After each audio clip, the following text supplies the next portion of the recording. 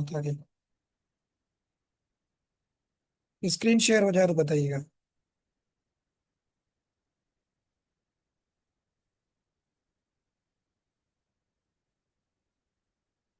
आज हमारी तीसरी क्लास है वेट स्कैन बुक सीरीज की। हम कर रहे हैं वेटनरी मेडिसिन के मोस्ट इंपॉर्टेंट एमसीक्यूज। तो आज के संडे के जितने हैं उनको भी देखते हैं। यहाँ तक हमने किए थे diaphragmatic hernia is common in buffaloes, यहाँ तक शायद किए थे। आज नेक्स्ट करते हैं।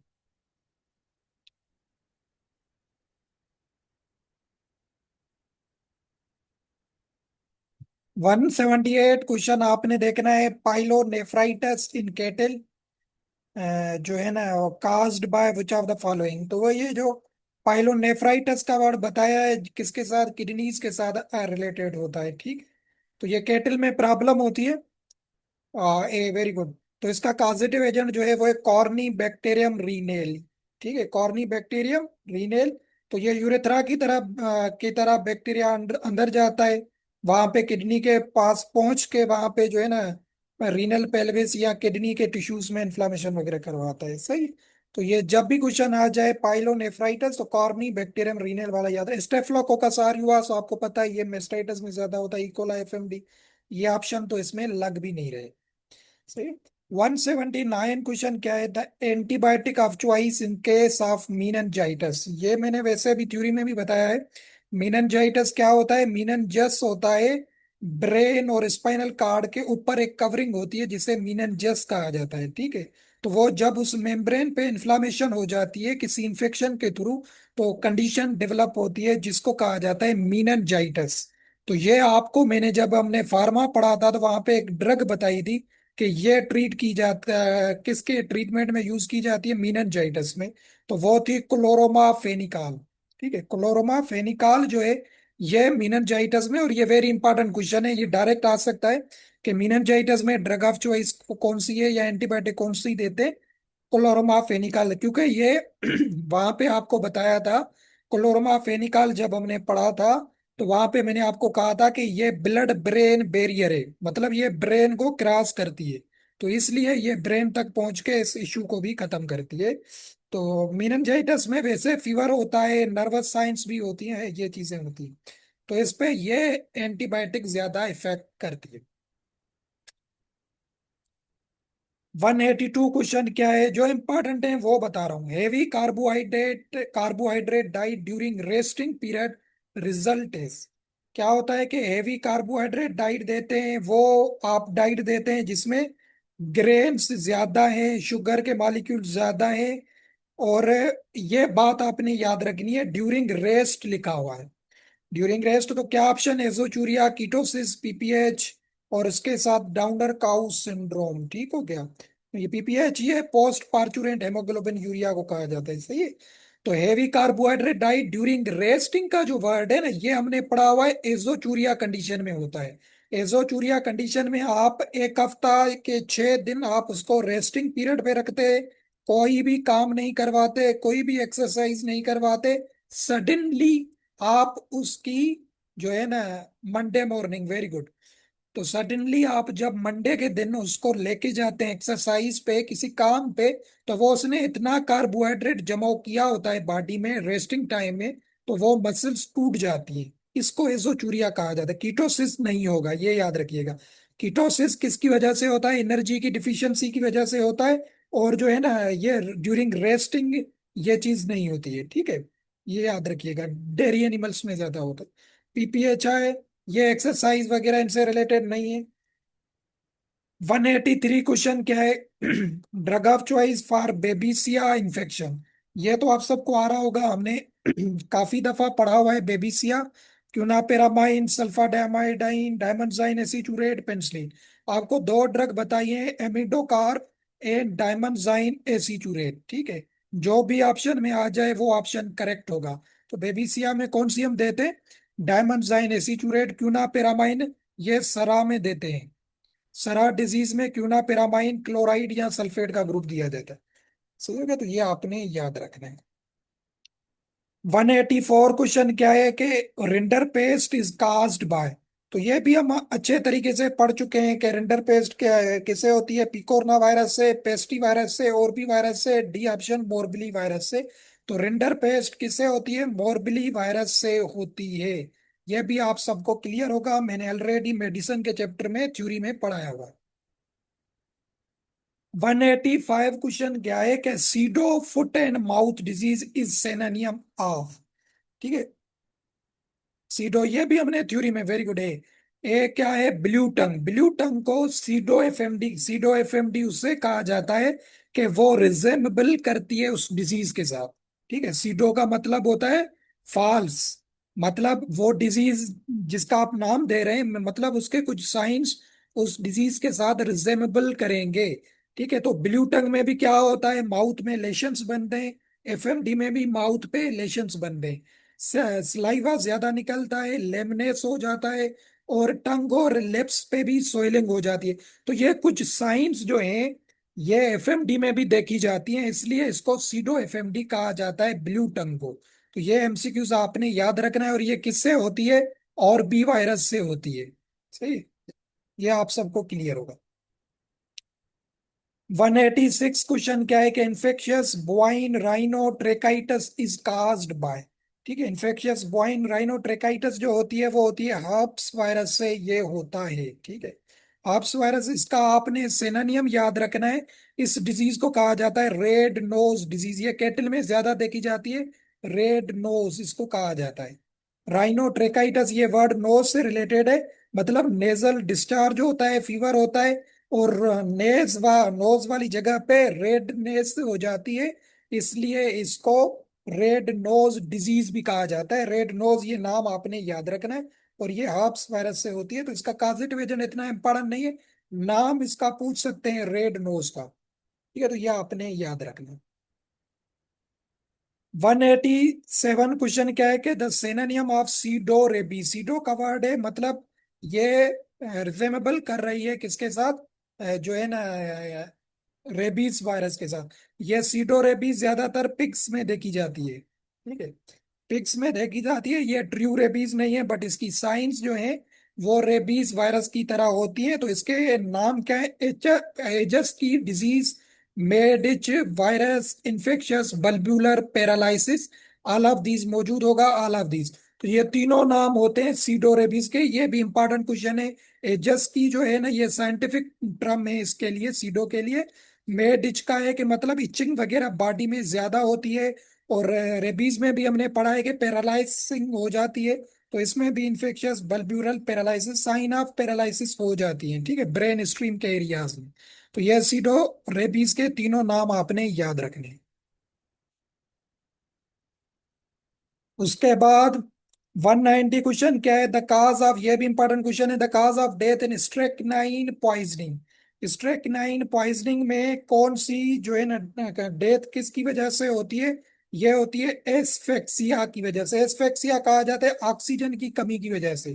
ठीक है, तो स्ट्रेक्नाइन ये प्लांट्स वगैरह में पॉइजनिंग होती है। ठीक है, ये कुछ सीड्स हो गए, प्लांट्स हो गए, वहां से एनिमल ने खा लिया, तो वहां से ये पॉइजनिंग होती है। वोमिका वगैरह के प्लांट्स होते हैं या सीड्स होते हैं, सही। तो उसकी वजह से जो डेथ होती है ना, तो यहाँ पे मसल्स में ज्यादा कॉन्ट्रेक्शन हो जाती है, न्यूरॉन्स वगैरह में। तो उससे क्या होता है कि एनिमल जो है ना शॉक में चला जाता है, या उसकी ब्रीथिंग का प्रॉब्लम होता है। तो उससे कंडीशन बनती है एस्फेक्सिया। तो एस्फेक्सिया कहा जाता है सफोकेशन को, या लेक ऑफ ऑक्सीजन को। तो स्ट्रेकिनाइन पॉइजनिंग में एस्फेक्सिया की वजह से डेथ होती है। तो ये एमसीक्यूज में आपने याद रखना है। 191 क्वेश्चन क्या है कि azoturia in horses is popularly known as, क्या क्या है, Monday sickness, Monday morning sickness, myoglobinuria, both B and C. तो मंडे सिकनेस नहीं कहा जाता, मंडे मॉर्निंग सिकनेस कहा जाता है।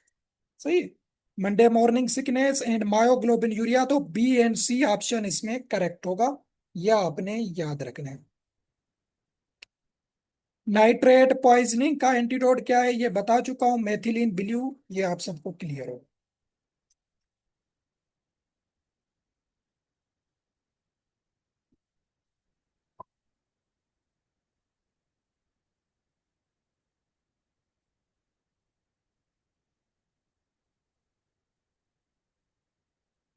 193 question. Ketosis is biochemically characterised by. Ketosis जब एनर्जी डिमांड या ग्लूकोज की डिमांड पूरी नहीं होती बॉडी में, उसकी वजह से कीटोसिस होता है, ये भी आप सबको पता होगा।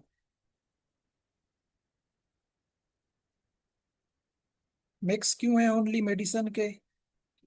तो ये चीजें होती है ना मेडिसिन में भी भाई। ठीक है, बायोकेमिकली प्रोसीजर क्या होता है? हाइपोग्लाइसीमिया। हाइपो का मतलब होता है रिड्यूस, लो। ग्लाइसेमिया का मतलब होता है ग्लूकोज। ठीक है, तो ये भी कहा जाता है कीटोसिस को। हाइपर ग्लाइसीमिया नहीं कहा जाता। हाइपर का मतलब होता है इंक्रीज, ग्लाइसीमिया का मतलब होता है ग्लूकोज। तो ये नहीं कहा जाता। और कीटोन यूरिया कहा जाता है कीटोसिस को। कीटोन यूरिया मतलब कीटोन बॉडी जब यूरिन में आ जाती है, तो उसको कहा जाता है कीटोन यूरिया। तो ये भी कीटोसिस में कंडीशन डेवलप होती है। तो ऑप्शन क्या करेक्ट होगा? Both A and C. Hypoglycaemia and ketonuria दोनों कहा जाता है कीटोसिस को। तो ये भी आपने याद रखना है क्वेश्चन। फिर नेक्स्ट क्वेश्चन क्या है कि 198 question, feeding a wheat bran containing high content of phosphorus in excess for longer period in horses can cause which disease? Phosphorus की deficiency, milk fever, osteo dystrophic fibrosa, rickets. तो osteo dystrophic fibrosa ये horses में bones का problem होता है। यहाँ पे क्या होते हैं, नॉर्मल बून रिप्लेस हो जाते हैं सॉफ्ट बून में। मतलब कैल्शियम में इम्बेलेंस आ जाती है। तो ये हार्सिस में कंडीशन बनती है जिसको कहा जाता है ओस्टियोडायस्ट्रोफिक फाइब्रोसा। तो ये स्टेटमेंट का क्या मकसद है कि जब आप व्हीट ब्रेन उसको ज्यादा खिलाएंगे। अभी जो व्हीट ब्रेन होते हैं ना, इसमें फास्फोरस ज्यादा होता है। ठीक है, क्या होता है? फास्फोरस। तो जब कैल्शियम और फास्फोरस का नॉर्मल एक वैल्यू होता है इंटरचेंजेबल। तो जब आप हाई कंटेंट में फास्फोरस खिलाएंगे तो ऑटोमेटिक कैल्शियम की कमी हो जाएगी, या उनके वैल्यूज में इम्बेलेंस आ जाएगी। तो वो बून्स जो होते हैं वो सॉफ्ट हो जाते हैं, जिससे हॉर्स में कंडीशन बनती है ओस्टियोडायस्ट्रोफिक फाइब्रोसा। ठीक है, तो ये भी आपने याद रखना है। फिर आते हैं 200 क्वेश्चन, ये वाला भी इंपॉर्टेंट है। Lactation tetani is common disease of. अगर ये भी पूछ ले तो आपको क्लियर हो लैक्टेशन टेटनी किसकी वजह से होती है? मैग्नीशियम की कमी की वजह से होती है। यह आपको बताया हुआ है। जब आप पोटाशियम पोटाशियम की साइन है के, पोटाशियम ज्यादा खिलाएंगे तो मैग्नीशियम कम हो जाएगा। लो मैग्नीशियम की वजह से ये कंडीशन बनती है लैक्टेशन टेटनी। तो ये ज्यादातर देखी जाती है डेयरी काउज में। ठीक है, तो वो डेयरी काउज क्या करते हैं, वो हाई मिल्क प्रोडक्शन होती है उनमें, तो मैग्नीशियम जल्दी लॉस हो जाता है। या वो जो ग्रास वगैरह खाते हैं उसमें मैग्नीशियम की कमी होती है, उससे तो वो एब्जॉर्प्शन वगैरह कम होती है। तो डेयरी काउज में ये ज्यादा देखा जाता है। ठीक है, पिग्स वगैरह में या हॉर्सेस में ये कंडीशन ज्यादा नहीं देखा जाता। 202 क्वेश्चन, फिरेजोचूरिया से seen in horses during exercise after resting on full ration. दूसरा ऑप्शन क्या है इसका? एक मिनट, ये थोड़े रोटेटिंग है। During rest on full ration, during exercise on pure ration, all of अबो। तो ये फुल राशन पे रेस्ट नहीं होगा, पुअर राशन पे नहीं होगा। इसका ए ऑप्शन करेक्ट होगा। इसका क्या मतलब है कि एजोचूरियासिस में कब होती है? During exercise after resting on full ration. मतलब आपने पूरा हफ्ता, वही बात हो गई, राशन खिलाया, उसके बाद एक्सरसाइज करवाई, तो तब होगी एजोचूरिया, ऐसे नहीं होगी। ठीक है, पुअर राशन पे भी नहीं होगी, या डायरेक्ट आप राशन खिलाते रहें उस पे भी नहीं होगी। जब आप एक्सरसाइज करवाएंगे फुल राशन के बाद तब होगी। ये दोनों ऑप्शन नहीं होंगे, तो फर्स्ट ऑप्शन इसका करेक्ट है।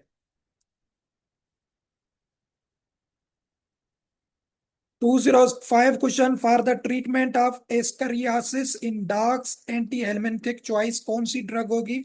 ये जो है ना एस्करियासिस टेक्सोकोरा केनिस। तो ये राउंड वर्म है। क्या है? राउंड वर्म्स के लिए ये प्रॉब्लम होती है हॉर्स, सॉरी, डॉग्स में। तो इनके लिए जो ड्रग होती है वो आपने याद रखनी है, पिपरजाइन। ठीक है, पिपरजाइन यूज की जाती है। बाकी प्राजिक्विंटल ये हमने पढ़ा था, टेपवर्म वगैरह के लिए यूज की जाती है। तो पिपरजाइन ये राउंड वर्म्स के लिए यूज की जाती है, नेमाटोड के लिए तो वहां से ये स्करियासिस प्रॉब्लम होता है, पैरालिसिस वगैरह हो जाते हैं एनिमल। तो डॉग्स वगैरह तो ये यूज की जाती है क्योंकि ये ब्रॉड स्पेक्ट्रम होती है और ये नेमाटोड्स पे काम ज्यादा करती है। ठीक है, टेक्सोकोरा केनेस ये इससे होता है, नेमाटोड से स्कैरियासिस, वार्म से होती है। दूसरा अपने क्वेश्चन याद रखना है, 208 में क्या है, द पीएच ऑफ एबोमेजल कंटेंट। अभी इसकी कोई एग्जैक्ट पीएच नहीं है, क्योंकि एबोमेजल क्या होता है कि ये एसिडिक होता है स्टमक का, जो ट्रू स्टमक एबोमिज्म को कहा जाता है। तो ये एसिडिक स्टमक होता है रूमिनेट का एबोमेजल। तो इसकी पीएच वेरी करती है, कभी ज्यादा हो जाती है कभी कम, वो डिपेंड करती है कि वो खा क्या रहा है। ठीक है। बट ये एमसीक्यू से डायरेक्ट एमसीक्यूज आ सकता है, तो फिर हम परेशान हो जाएंगे। तो काफी बुकलेट्स में ये क्वेश्चन है, उस सब में ये 2.0 लिखा हुआ है, और आपने भी यही याद रखना है। अगर एमसीक्यूज आ जाता है कि द पीएच ऑफ एबोमेजल कंटेंट ये कितनी होती है, 2.0 आपने फिक्स याद रखनी है। बाकी इंटरचेंजेबल होती है अकॉर्डिंग टू डाइट, या फीडिंग स्टेटस, या एज हो गई, या डाइजेशन उसकी कैसे है, तो वो पीएच चेंज होती है। बट एमसीक्यूज के हवाले से डायरेक्ट आ सकता है, तो फिर हम रिस्क नहीं ले सकते। आपने 2.0 याद रखना है।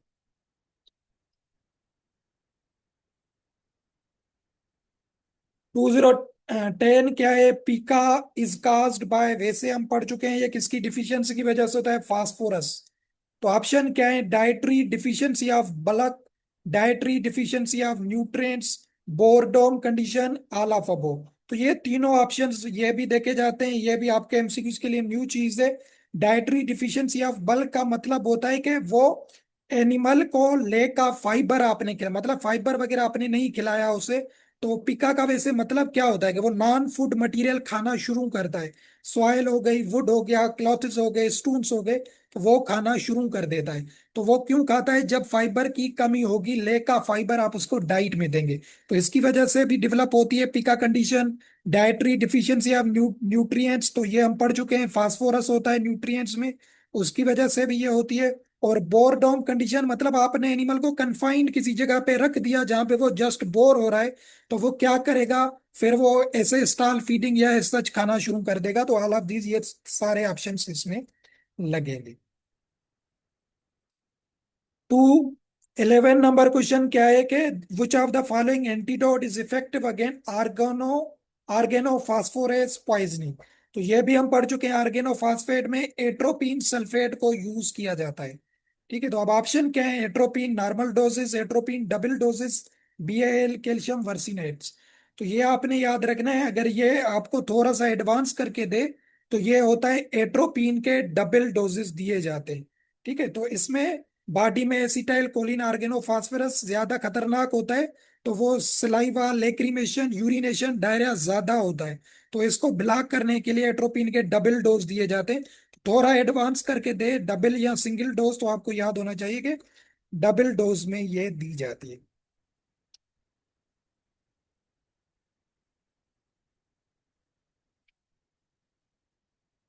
214 में क्या है कि which sulphonamide is mostly used in large animals. Large animals में कौन सा सल्फा का कंपाउंड ज्यादा यूज किया जाता है, सल्फा डायाजीन आपने याद रखना है। ठीक है, सल्फा ये वाइडली यूज किया जाता है, केटल, हॉर्सेस हो गए, शीप्स हो गए। तो इसकी एब्जॉर्प्शन और डिस्ट्रीब्यूशन मतलब ज्यादा होती है, और ये इफेक्टिव होता है ग्राम पॉजिटिव और ग्राम नेगेटिव के लिए as compared to other sulpha. तो अगर ये भी एमसीक्यूज आ जाए, तो आपको पता हो सल्फा डायाजीन जो है ये सबसे ज्यादा मोस्टली लार्ज एनिमल्स में यूज किया जाता है। उसके बाद क्वेश्चन क्या है कि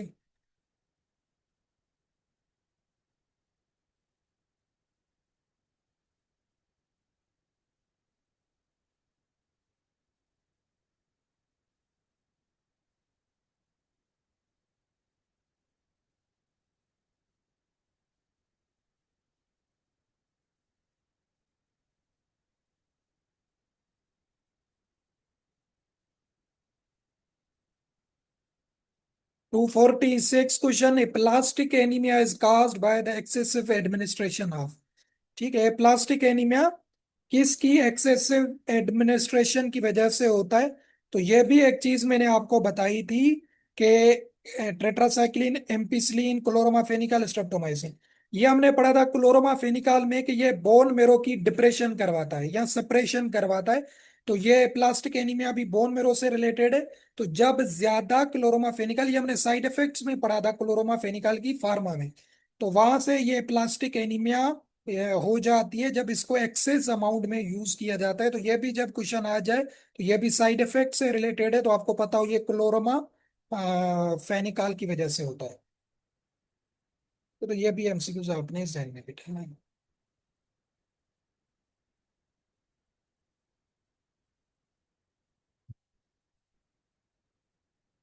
और क्वेश्चन यहाँ से कोई इम्पोर्टेंट जो है।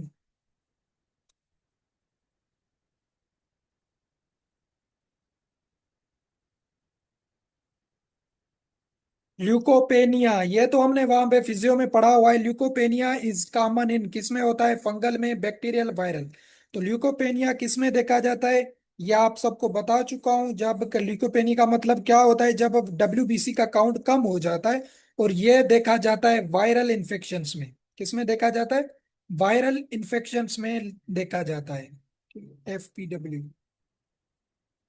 ठीक है, वायरल इन्फेक्शंस में देखा जाता है जब व्हाइट ब्लड सेल की प्रोडक्शन डिस्ट्रॉय हो जाती है, रिड्यूस हो जाती है। और ल्यूकोसाइटोसिस कहा जाता है, आपको बताया था, जब वो बैक्टीरियल इन्फेक्शन में होता है, जब उसकी इंक्रीज हो जाते हैं न्यूट्रोफिल्स। सही हो गया। तो वायरल इन्फेक्शन में ल्यूकोपेनिया आपने याद रखनी है।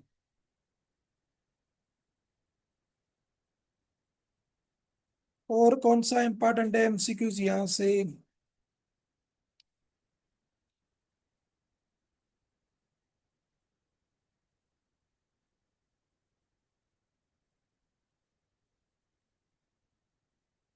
297, hydrogen peroxide has an active role in defence mechanism of body. It plays role in, किस में करता है?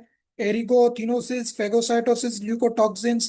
तो ये आपने याद रखना है। हाइड्रोजन peroxide जो है, H2O2 इसका फार्मूला है, और ये प्रोड्यूस होता है ड्यूरिंग फेगोसाइटोसिस।